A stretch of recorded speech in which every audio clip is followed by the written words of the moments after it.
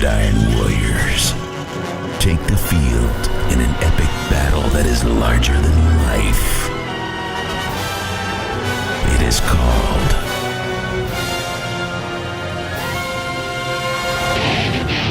Texas High School Football. Only one show can bring the greatest sport from the greatest state into focus. Lone Star Gridiron. StarGridiron.com. Access the complete history of Texas high school football, over 100 years of information, win-loss records, coaching histories, individual stats, records, and more. Lone Star Gridiron, the authority on Texas high school football.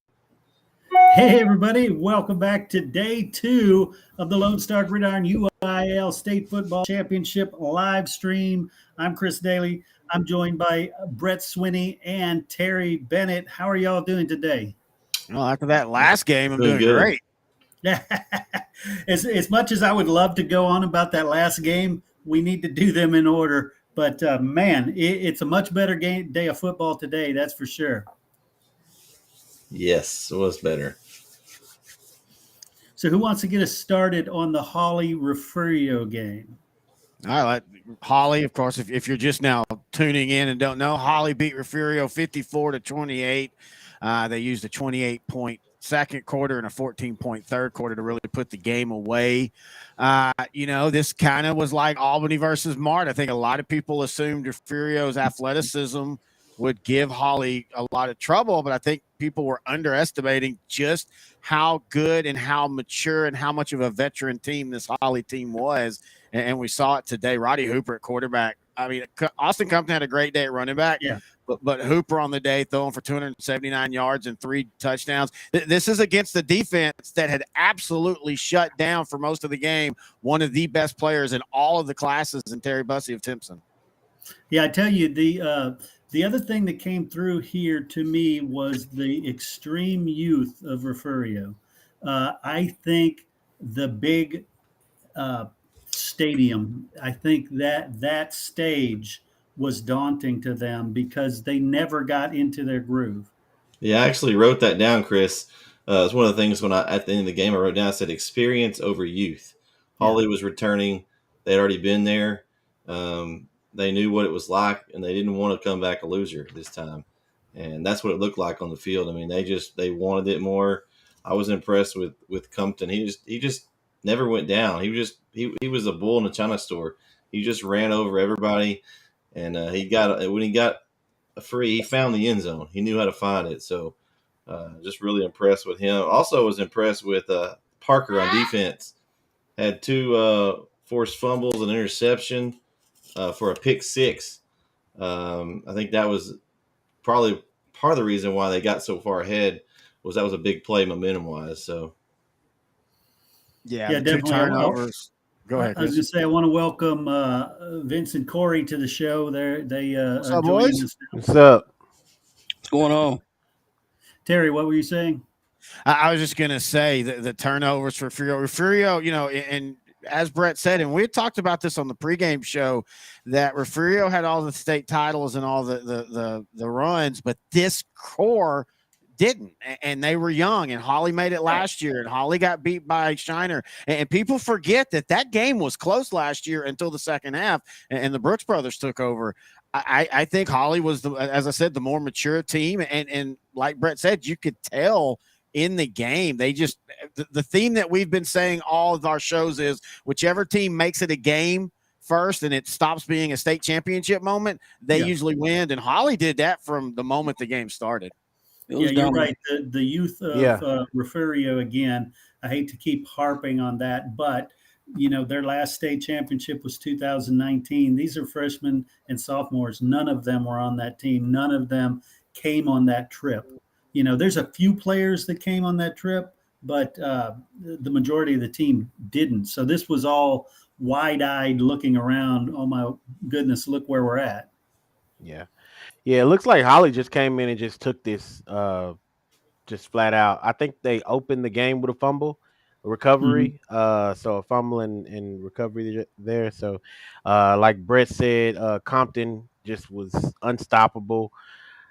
I mean, he's 6'1", 6'2", 220 pounds, just an absolute monster.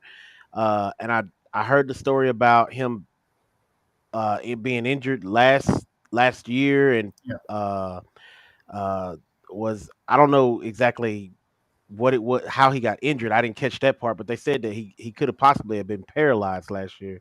Mhm. And to come back and to score 4 touchdowns and have 100+ yards, in a state game, that's just a miracle. So that dude, he's got he's a senior, but man, like, he's still a kid. Even though he looks like a Yeah. grown man, he's still a kid, and he's got room to grow.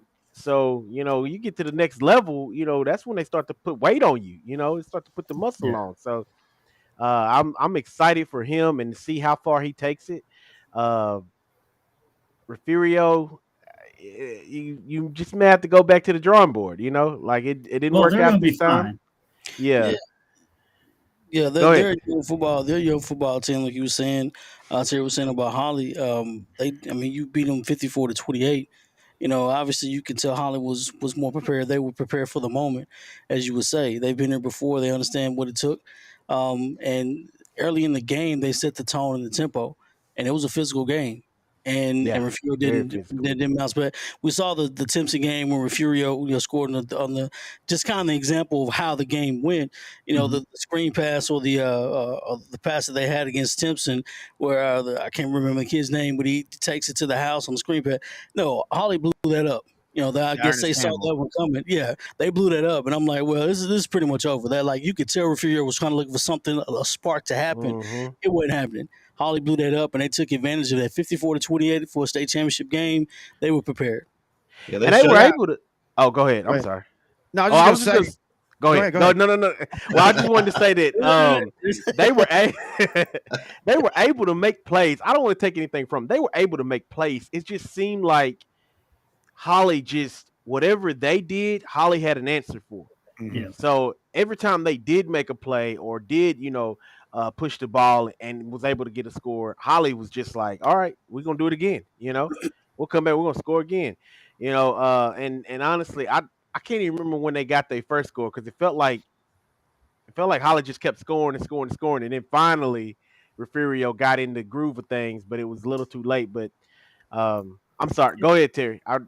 No, I was just gonna bring up the points where everybody's talking about the youth, and maybe Refugio kind of blinked. And you look at the first few drives for both teams, and you see that Refugio's first 5 drives are fumble, downs, interception, and fumble. Then they got 2 touchdowns. The problem is Holly's first 5 drives was touchdown, fumble, touchdown, interception. Well, I mean, and that's right there is the blinking in the moment at the first of the game. Yeah, yeah, the beginning of the game. and they were 20-yard drives, so they were pretty easy. Yeah, especially that first one. Well, something I wrote down in my notes is they shut down Campbell, which Campbell had a great game against Timpson. He was able to get on the outside and do damage against a fast Timpson team, but Holly completely shut him down. I mean, I want to say he didn't have but maybe a few handful of yards. I just noticed he had a touchdown. I thought late. I can't remember, but for the most part, he didn't do anything. Mm-hmm. And they well, because Holly didn't. I he feel didn't score at all. Okay, he didn't score. I feel at times, sometimes when coaches go up against a real stud athlete like that, they try to have a swagger, and we're going to put our best corner on him, and we're just going to safety high, and we're going to take care of him. Well, Holly didn't, man. They were like, no, we're not going to let this dude beat us, so we're going to bracket him. Yeah. And they were dropping that slot corner / linebacker. They're all the same in high school at the position. Right. They were dropping him sometimes 3 seconds before the snap.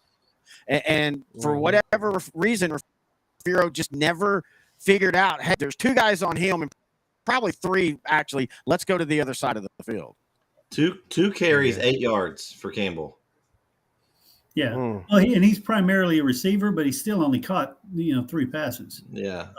Their focus all season, early on, was Campbell, but their focus all season was Isaiah Bland, and they caught Timpson off guard by going to Campbell so much. I mean, they hadn't been using him at all much in the playoffs until Timpson, and they used the heck out of him there. And I guess Timpson wasn't ready for it, but Holly was. They definitely were. They saw tape last week. They were ready for it. Yeah, I mean that first half was practically the game. Yeah, Yeah, it really was. Cool. Any final thoughts on this game? I'm happy for Holly. First title in school history for Holly. Yeah, and we've talked this year is a lot of repeats and teams that have at least been here in the last few years. So and I know Holly was back last year, but they lost. So to see a team finally win, kind of like with Albany, it's kind of nice to see a couple of these that haven't won in 60 years winning one. Yeah, right. Is it a trend? Do you think it's a trend? If you're saying Duncanville's going to win, it's not true. He's getting ahead. I'm a big believer in storylines through season. Through a game. Like the year that we had the Hail Mary, like 3 or 4 other games went into overtime, went to the last play. I think the trend is true if Bernie beats China Spring. I think if that happens tomorrow, well, then because you can't really count Wimberley because Wimberley's been back and been there in one state. This is Bernie's first trip to the state championship. So if they pull that win off, well, then I think you do start that trend of the new guys on the block are the ones winning. Well, I think we as sports writers, we dream up trends. We're meaning making machines. So we can decide that's a trend. We'll say it's just like Corey and his close game thing. He's just making things up. Well, but I mean, he's kind of right. He's kind of right. You look at Brock. They were in a close one with Whitesboro. They lost. Franklin blew Edna out last week. Refugio beat Timpson in a close one, and they lost. And Holly didn't have a lot of problems with theirs. So, Chris is gonna be mad because you're feeding against his theory. That's why I'm doing it. Are you helping him out here? There's no benefit to owning the website, apparently. No, all right, that's the problem here. Just a perk. Nice. Let's jump to the Poth versus Gunter game. Another one that was not really a game. Not that exciting. Gunter, we said this on sideline to sideline. Poth had a wonderful year, and Jeff Luna's done a great job there. Yeah. And just like Franklin, hey, is this a trend? Just like Franklin, he's a hometown boy and all, but Gunter's just Gunter this year. And they're the better Gunter than they've been in a while. Yeah, and Matt Diggs and I had that discussion on this pregame show, and he was trying to say that he felt Gunter last year was better.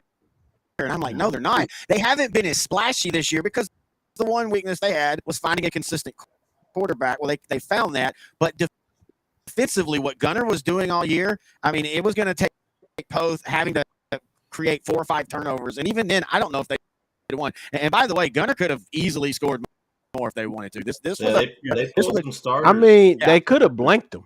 They really could have blanked Poth. So they pulled starters, and I think noticed in after the third quarter into the fourth quarter, they started subbing out some of their guys. They didn't sub them all out, but they did sub in quite a few backups. I didn't think it would be that lopsided. You know, Ethan Sloan, the standout from a couple years ago there, he has shifted his focus to defense. So they're using him a lot more defensively. So they could have put up more points. They were concentrating on being a more complete team and playing some defense because defense does win championships. Yeah, and this is a crazy stat. 300 in total rushing yards for Gunter. Not one guy went over 100 yards. Bennett had 87. Sloan had 62. Hellman had 58. Overman had 57. And then after that, you started getting into some of the second teamers. But that core right there, when the pistol little option is working, you don't know who's going to get the ball. And that's exactly how they played it.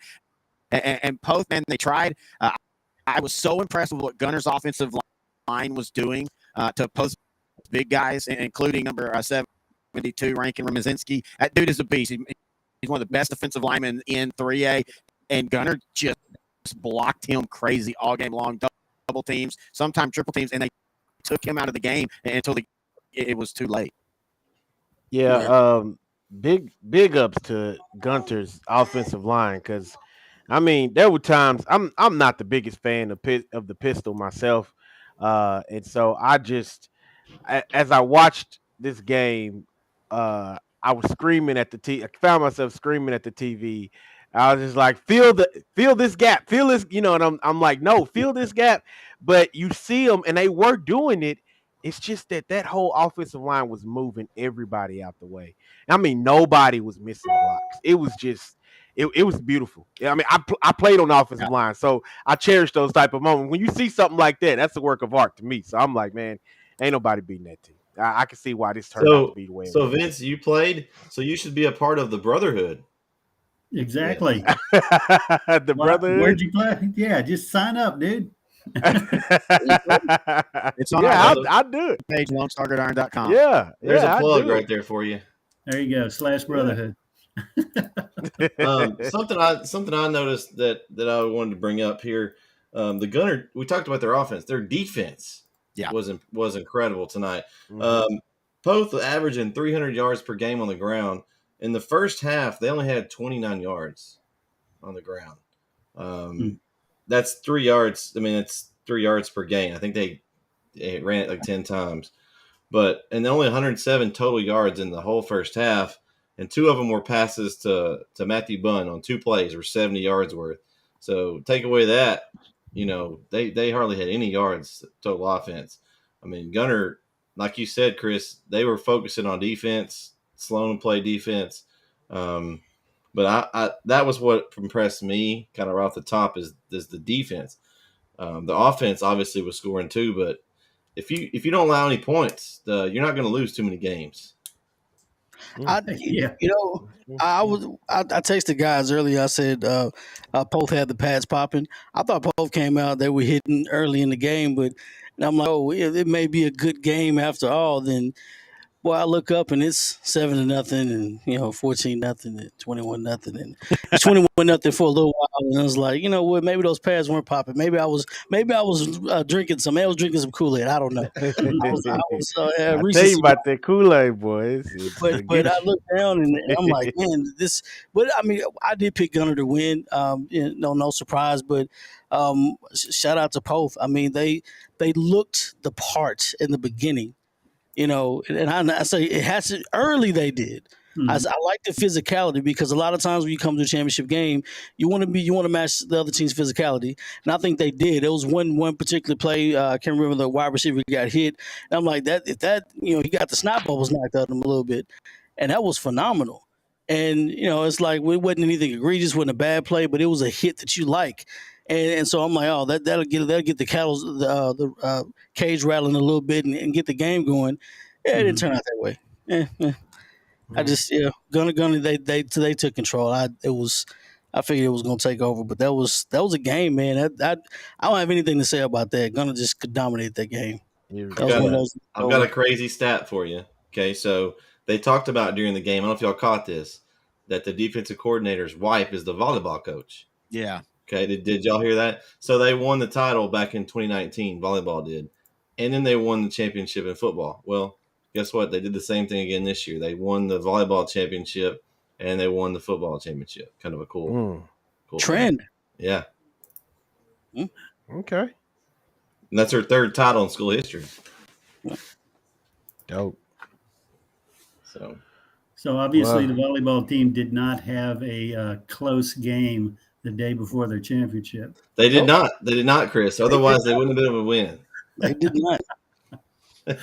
Cool. Well, let's jump to the nightcap, the exciting game, probably clearly the best game so far in what I still hope will be a bunch of really good games. Franklin versus Brock. Well, I mean, that went, I think, like we all thought it would. Yeah. It's one of those where sometimes, and this is no disrespect to Franklin, but Brock was the better team for majority of the game. But Franklin, and I will say the last turnover was absolutely forced. That wasn't a Brock mistake. The kid ripped the ball from him. And by the way, that kid, I can't think of his name off the top of my head. He had been out most of the year, and that's why the defense for Franklin. Yes. Yeah, he had been out for most of the year, and that's why the defense struggled at giving up points through the season. He came back in that Cameron Yo game. We were there for that, and he literally shut down half the field. And in this game, I thought it was interesting. He made the big play, but then he also gave up the touchdown that tied it at 14.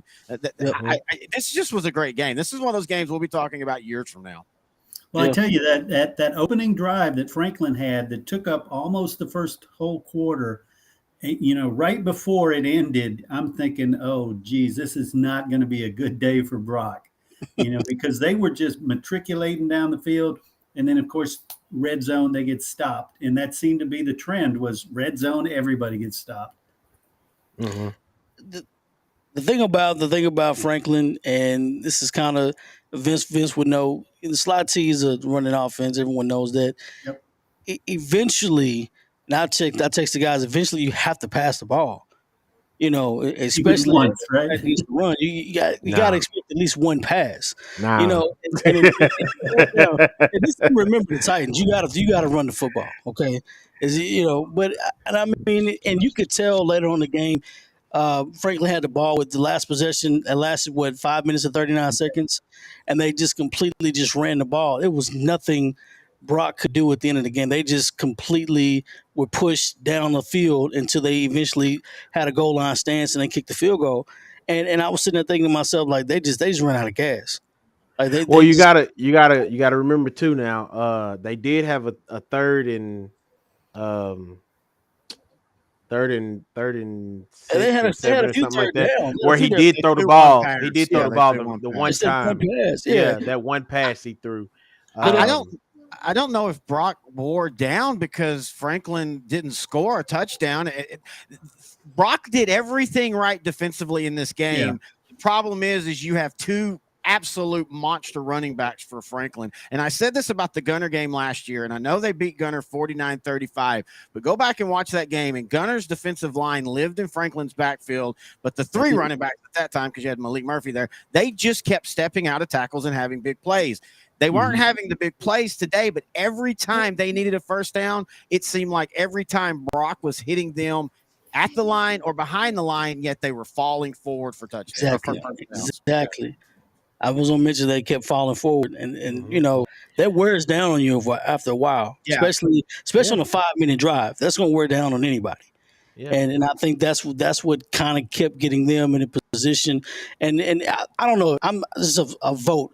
How many people thought Franklin was going to turn the ball over, punt it, and 5 minutes left in the game? No. In fact, I literally texted Chris and said, I said, here comes Ken Franklin do the 5-minute for the win. Because they were going to win it or lose it on that drive. They were not going to give up the ball. Exactly. It was 4-down territory anywhere in the field. And they were running regardless. I agree.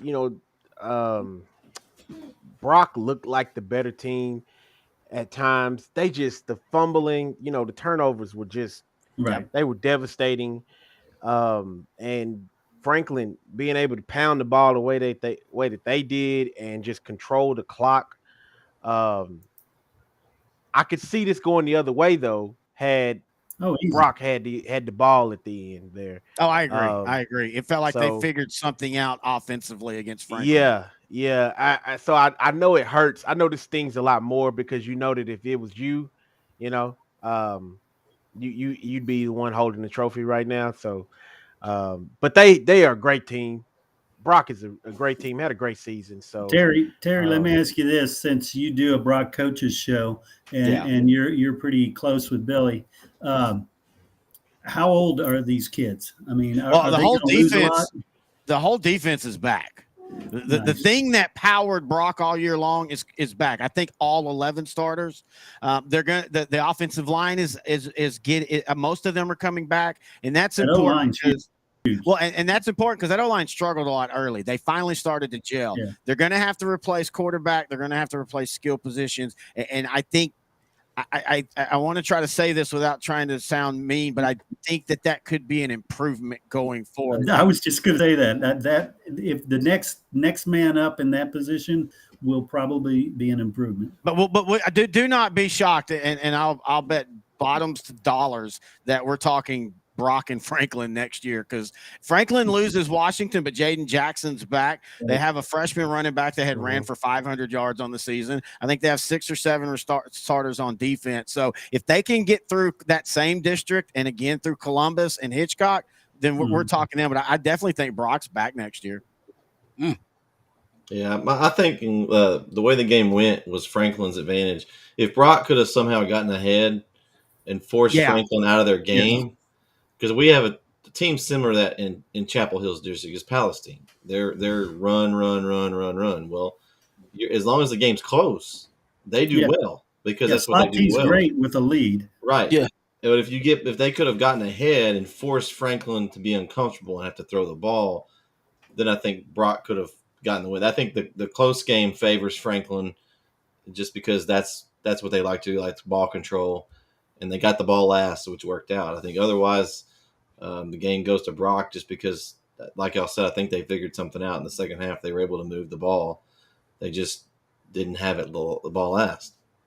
Well, I mean, it's crazy to think if the guy, and I can't think who's caught the touchdown, if he steps out of bounds at the 1 and it takes Brock 2 plays to get in, a minute and a half runs off, we're probably sitting here watching overtime at the time. It's always funny how sometimes the big play actually can hurt you at the end of the game because, I mean, like I said, once Franklin was getting the ball, we were just wondering, would they get close enough to kick a field goal or would they actually score a touchdown? Did y'all notice at the end when they were in the first, second, and goal, did y'all think the Brock player was trying to pull the offensive guy into the end zone?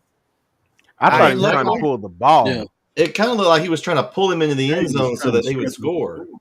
Well, and that's the thing. If you're Brock with a minute left, right when you call that last time out, and I'll ask him, I wonder if the discussion was, do we let him score? Because that's what – I'm sorry. Go ahead. No, I just say that they needed to do something. Yeah. So when that happened, I was texting the guys. I said, I'd let him score. I was like, I let him score, and I take that minute, and I use that minute to draw up a couple of plays. And they've been able to make big plays all night. Just before that, the drive they had, they threw a 40-yard pass. They got them somewhat down the field. I can't remember what happened, how that drive ended. That's the one that ended with the fumble 2 plays later. That was the fumble. Yeah. Yep. And so in my mind, I was confident in the offense. So I'm thinking, with a minute, man, I can make a lot of things happen with this team and this offense. So I don't want to get the ball with 20, 15 seconds left or anything like that. I don't want them to run the clock out and then me hoping that I have to block a kick to go into overtime. I'd rather rely on my offense that's been proving themselves all night. So that was my thinking. It's a gamble at that point, but you don't have the ball. You got to make a call. So you got to do something. No, I agree. That's definitely true. So, Chris, how can we replay? If we want to replay this game, is there anyone in history we can do that? Gosh, you're such a you're good at taking cues. Yeah. Actually, see down below Friday Night Legends. And this is a perfect game for this board game. To replay this game, you could play it probably 20 times and it'd go 10 either way. But using Friday Night Legends, you can now make those decisions. Do you try for that field goal, early on, the one they missed, or do you try to go for it and change the entire, layout of the thing? Or, do you throw more, or do you, you decide all that stuff. Yeah. Okay. Corey, you've been quiet. What you got? I don't have anything to say at this point. I've watched the games and they've kind of went my way, except for the first 2. But I'm gearing up for tomorrow. That's what I want to watch. I want to see if I don't want to get too far ahead, but I want to see if the trend is going to happen. That's what I want to see. Let's go ahead and preview tomorrow's games. Then we also have the preview shows up on the thing. But of the games, what are y'all most excited about? I want to see if Bernie can beat China Spring. And I think y'all know I'm not going to mention the name. We're from. We represent it. Listen, Bernie's really good, and China Spring's really good, and somebody's got to lose. And the gut feeling is Bernie wins. That's the gut feeling. If I'm going for China Springs, the gut feeling is Bernie wins. So, Corey, I thought you picked China Spring. I did. I was the only one that picked Bernie in our group. I picked Bernie. Oh, well, I'm talking about our group. I didn't know who you picked. I haven't listened to that show yet. I hadn't gotten that far yet. Yeah, it's the gut feeling. As a fan, you don't want them to win, but as the gut feeling is Bernie takes. I don't know. It may be a game like tonight, like Brock and I think it will. because Bernie's defense is solid and China Springs is really good. And you guys mentioned it. Yes, you guys mentioned it earlier. Wembley and Carthage. Carthage. Hey, listen. If Wembley beats Carthage, it may just be a new win somewhere in Texas. I don't know. Carthage didn't lose state championship games, right? Yeah. So they have to eventually. Yeah, that's your theory, falls. Corey. That's your theory. Remember? Yeah, that's your theory. Well, both of them were in a close game. What happens? Both of them were in a close game. So absolutely. So how do you decide the winner if two of them are in a close game? Well, then what he's going to do is he's just going to remember the one that wins the thing. And they call it that one, yeah. I think it's funny in today's world of hyper opinions and stuff. And I'll compare Dallas has been blowing everybody all off, and they lose to Houston. Everybody's like, oh my God, what's wrong with the Cowboys? And people are doing that to Carthage. It's like, why are you looking at the last performance? Let's look at the first 13 performances and understand that Hudson White, if he'd have been healthy, would have put up monster numbers. He's maybe the Class 4A Division I Player of the Year, but he won't get it because he didn't play enough games in the regular season. But just because Glenn Rose did it does not automatically mean the next opponent can take everything Glenn Rose did and win. And also, by all accounts, that defensive end for Carthage might be playing. And it looks like he's on track, and that could completely change everything too, because Glenn Rose took advantage of that late in that second half. Yeah. Well, Terry, it's the what have you done for me lately rule. So, I love that you've done all of this, up until this point, but today you stink. Basically. Yeah, and that's what people remember, right? But I'm most excited for the PNG and SOC game. I've been saying, all week, Dallas over everything. So I'm hoping this starts the trend and all these Dallas schools get the win. I think that'll be great. Don't tell Chris that. He's going Listen, you got to double the acronym bowl. This is it. This is right. it. So tomorrow night sets the tone. That SOC they have to get this win. I did pick them. I did pick them. I'm just not going to pick Duncanville. What you picked them? They're from Dallas, Chris. Because 3 weeks in a row I picked against them and they kept winning. I'm like, fine. Yeah. Well, that's those stands are going to be packed, man. PNG travels well. South Oak Cliff has, somehow they've been able to win and be repeating and yet still be the darlings. Now, if they come back next year, people will start going, okay, we're getting tired of y'all winning. But there might be 75,000 people there legitimately tomorrow for that game. And I think that is one of the interesting games because South Oak Cliff this year has been absolutely just trials and tribulations and injuries and tough schedules and stuff. And we go back to, does that bear fruit? Or do they get into the game and just finally they're wore down, emotional, physically and all that. PNG's just kind of been winning their games and not like they're not supposed to, but they keep winning and now they're here. And I don't know that I smell upset in that game for some weird reason. And I picked South Oak Cliff in the preview show. Okay. So you did go with them. Okay. Man, my picks are kind of all over the place. I'm gonna be honest with you. I just want to see some good football. I don't even care. I think I'm 0 for like 6 or something. I don't know how many. I don't know how many games have been played yet. But I love to watch the games. When we watched Howley earlier, I didn't even pick them to win. Vince, you are 0 for. You have not got one right yet. I ain't got one right.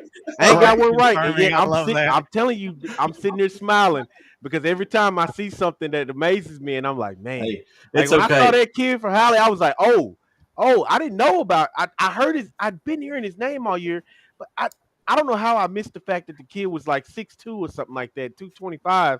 And when I heard those measurements, and then I saw the first touchdown, I was like, oh, this is gonna be good. Vince I got excited. I was like, oh yeah, my mouth started watering. I was like, yeah, this. It's okay. I've only got one right, so I'm not doing too much better. I'll take one. I'll take one over anything right now. You got 2, Corey. Yeah, so okay. I mean, it's been a rough one. Hey, Corey, I don't know if you saw the chat here, but you got another trend there. The team that's on the home side is winning all but one game so far. See, we're joking about this, but this what stuff theory is number serious. is that? We need to make a theory. You're gonna have him with a poster board. He's got the red yarn going over. He's got all the little. Yeah, he's gonna step back, and all the numbers are gonna be going through his Sherlock head. over there. Yeah, And then all of a sudden, some cheeseburger drops in his mind, and he gets all distracted. He has to go back to it and start all over again. Yeah. Well, there's smoke. There's more smoke. Somebody smoking meat. What'd you say? Yeah. That's awesome. Man. Yeah, I think tomorrow's overall is going to be some. There's going to be some good ones. I think it starts ugly, but then the last two, I think, are going to be really, really good games, and I think you're going to have.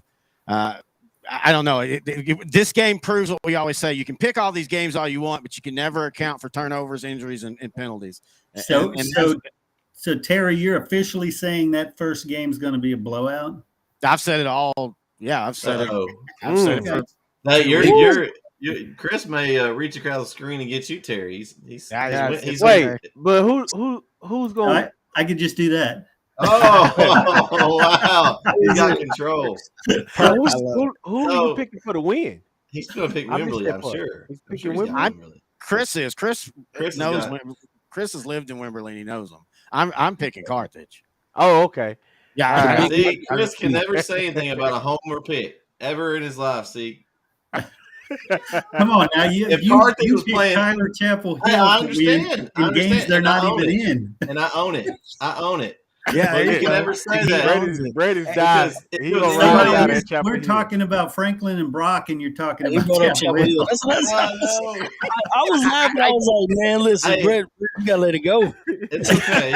But if there's anybody else, Carthage was playing anybody else, you'd pick Carthage probably. And I think Carthage should win this game. See, there you go. See, but I've got to pick Wembley. See, that's how we feel. Yeah. No, I get that, but this kind of works against the close game theory because I think for Wembley, it hurts them that Carthage had this scare in the last round because now they're going to be prepared.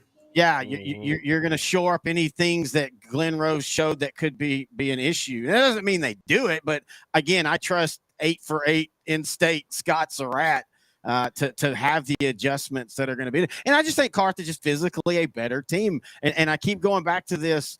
They're an older team, and that matters. Wembley has a sophomore quarterback. Wembley has a young offensive line that's going to eventually gel, and they've been good this year, but they're literally going up against 3 D1 type guys, and that's just – I just don't think that Wembley will be able to do much.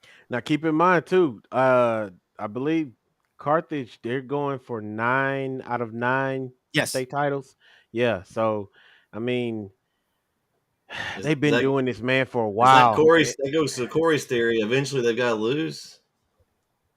No, for some investigation is going to happen. Investigation. It makes me question: could they move up and do this at the next? I pay money to see Carthage and Linda and Longview.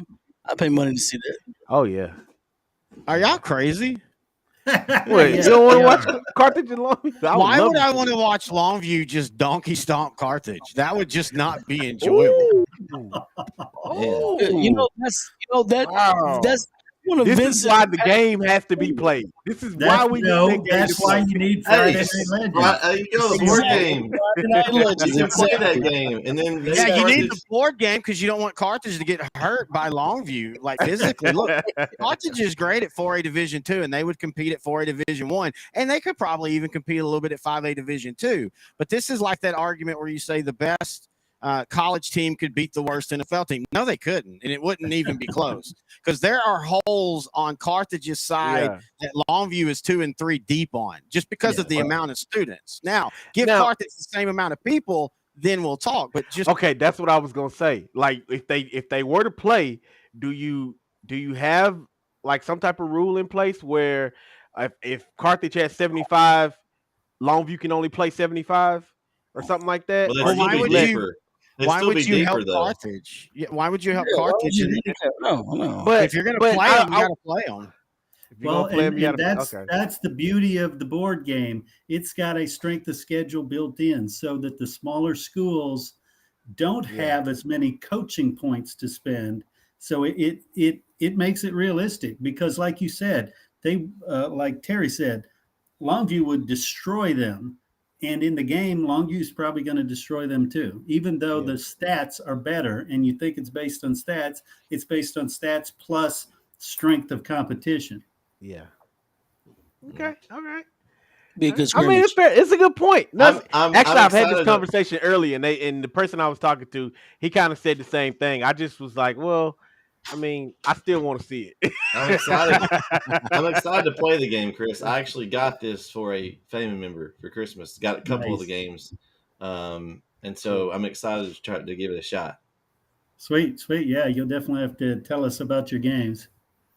Pretty sure he's going to pick Chapel Hill. I'm pretty sure Chapel Hill's not in the box. I'm going to have to pay for that one, Chris. I'm sure. They'll probably double charge me extra. That's DLC. That's DLC. Yeah. You got to get that right. Brett has Chapel Hill with unlimited coaching points. They're just they're going for it on 4th and 30 because he knows he can. That's like when Chris does I have a friend who loves Refugio, so he has some of the great Refugio teams. And somehow, no matter who they play, it's always 65 to 64, triple overtime, and Refugio always wins. So if you're playing by yourself, you can kind of make whatever result you want. Chris, you just gave yourself a brand new avenue for the board games, and that's greatest teams from the schools. I don't mean 1 year. Oh, yeah. I mean the best left tackle from the 66 team, and you have the right tackle from the 77 all-star team from each team. You combine them. That would be a blast to play. Nice. Yeah, we played tournaments like all the great Katy teams, playing against each other. Those are fun. And that's what's cool about it, is I can take 1940 Massillon, and take that amazing old team and play them against Carthage, from this year if I wanted to. At least we know one team would have full pads, the other team would just have leather helmets. Missing teeth. But to be fair, that old Massillon team probably has a couple 35-year-olds that were on the team. Sure. If you want to have fun, go Newports. If you want to have fun, go research some of the old football across the nation, and it was regular for teams to have a 27-year-old, a 28-year-old, and they would literally pay him just to play high school football. Yeah, wow, good stuff. And that's half the fun of creating that game, is doing the research on those teams. Those are fascinating, like you said. Yeah, it's cool. Cool. All right. We didn't preview everything, did we? We just talked about a couple teams. We've basically previewed all 3 games. Yeah, okay. We got all 3 in there. Terry basically said Carthage is going to blow them out. Then the other 2 games should be close. Carthage is going to win so bad that at the end of the day tomorrow, UIL is just going to go ahead and award them the other 2 trophies.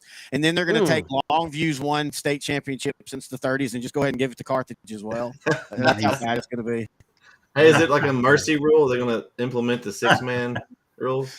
Right. Oh my gosh, man! That how would you like to drive if you're one of those schools one year, like you're out near Alpine and you drive the 9.5 hours to get to Dallas to watch the 2 6-man games, and then they're both over by the 3rd quarter because of the mercy rule? That would be so frustrating. Oh man, yeah.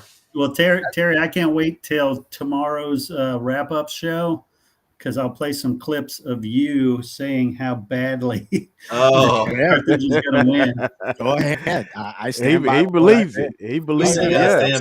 Hey, see, Terry said, "I'm gonna die on that hill." Everybody listens to Terry's picks every week, so he always has to. If he's wrong, he's gonna. I mean, there's no way getting around it. He can't change it. And that's an easy hill to die on. I'm dying drinking a Mai Tai. That is true. That is true. I mean, it's just, again, that's Carthage is a safe bet for sure. Yeah, exactly. That's just a safe bet. Just like Brad Pitt said in Troy, the kid asked him, the kid comes up to him and he tells him, he's the biggest fighter I've ever seen. He's like, I wouldn't fight him. And Brad Pitt says, and that's why no one will ever remember your name. Exactly. You gotta go for it. You gotta go for it. Gotta be that guy that goes for it. That's why I have so many theories. Well, Jimmy Johnson used to say, if you're gonna play guerrilla. You just come out swinging with a big stick. But part two of that is you have to have the players that can swing the stick. You can come out swinging all you want. You're just mismatched. Absolutely. You're just mismatched, and you're going to eventually that catches up to you. And well, since we're throwing out quotes, Mike Tyson says everybody has a plan until they get punched in the mouth. Exactly. Punched in the mouth. Exactly. That happened a couple of times today by a couple of teams. Punched those in the mouth. Mm-hmm. Yeah. That's what was fun about Franklin and Brock. They were hitting each other in the mouth, helping each other up, and let's go do it again. Right. I mean, that game was played between tackle to tackle. I got to a point where I was just watching the lines, and the great thing is they both just flip over, so they're seeing each other all game, and there are just absolute battles inside there. They're trying to open those gaps, trying to close those gaps, and even that last Brock tackle by the linebacker that stopped the touchdown, number 2, if you notice, that dude just came in and threw his back into it. He knew he could not bring water. He just slugged the hole with his back. He did what Jalen Smith did, except for he did it in the play and not 10 minutes after the play. Another thing I noticed too, Terry, as much as they battled tonight, we saw on TV, they showed it. Both teams came to the middle, and Brock's coach was leading them in prayer, like they were all kneeling. Thought that was a really cool sportsmanship deal. I mean, they both gave it everything they had tonight, and they were able to come together at the end and be good sports about it. Well, we jokingly called it the sideline bowl because we do coaches shows with both coaches, right? And both amazing guys. Like first and foremost, before you call them great coaches, they're great guys, and they're great coaches. Watch the tape and watch how many times when both of them were in pressure situations, they're just calmly coaching. They're not screaming, they're not yelling. There was one time where Mathis on the interception kind of threw his headset down, but he immediately picked it back up, and you could tell he had that moment. He got mad, and then he calmed down. I so appreciate that over some coaches that are running downfield to get officials after every play. They're screaming, they're yelling, they're bringing up plays from earlier in the game. That's just not good coaching, in my opinion. Well, and they're not putting a good example out there for their kids. No, they're a role model for their kids, and that's one of the things that I would tell you that a lot of casual fans were probably thinking, gosh, this is a boring game because there weren't a lot of offensive highlights. But for me, this was the best kind of game period because you could, like you said, you could watch the lines, you could watch the chess match of it all. It was fascinating, slugfest. Yeah, I love games like this too. Yeah, people don't, and after a while, you watch enough football, you don't watch the game, you kind of watch the coaches. And I always say this on our basketball broadcast, it's a chess match between coaches. A guy long enough is like, all right, I know what he's going to do.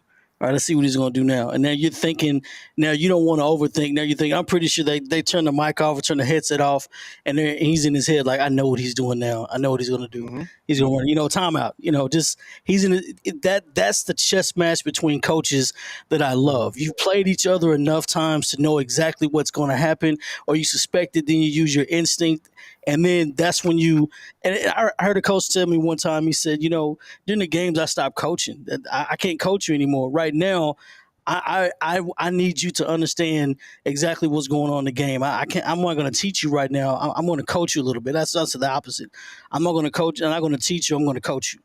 And so I totally agree. In the game. I was trying to find it. Right on. Did anybody know? Did y'all ever see that? How many people were at this game? 13,000. 13,721. So that's a really good, solid crowd. And then again, they'll start stepping up exponentially tomorrow with going to 4A and 5A and all that. Of course, we have all the preview shows that are up for those games, all the Saturday games. Those preview shows will go up tomorrow, and then we'll meet back here tomorrow night at 10 p.m. and we're going to do this again, talking about tomorrow's 3 games. Right on, guys. I want to thank all of you for being a part of it, and all the fans for tuning in and checking us out. All right. Go Niners. Gridiron Warriors take the field in an epic battle that is larger than life. It is called